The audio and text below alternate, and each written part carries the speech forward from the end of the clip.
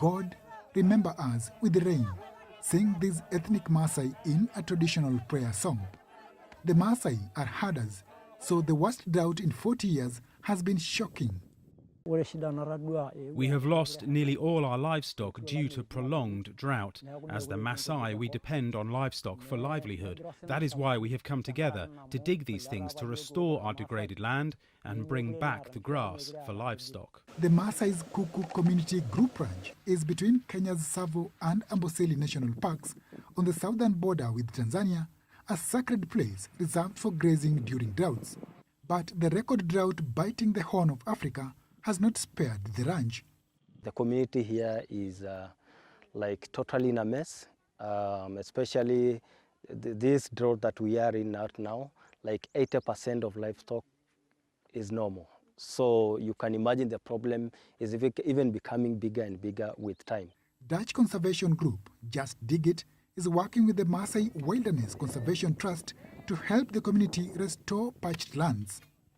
They are digging water bunds, semicircular shaped pits that capture rainwater and then reseeding the areas with grass.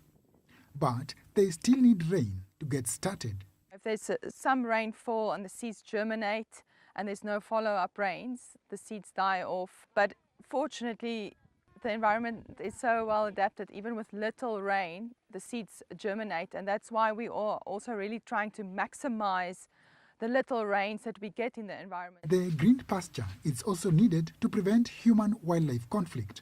What causes elephants to invade farms is lack of water and pasture in the park. So if these grasses grow here, the animals will have their food and water in the park, and we will have peace. Just Dig It says in the past 2 years, they've built more than 273,000 bunds, helping restore nearly 5,000 acres of parched land. Growing and selling hay from grass seed banks has helped employ women, and the trust says grass restoration is boosting tourism.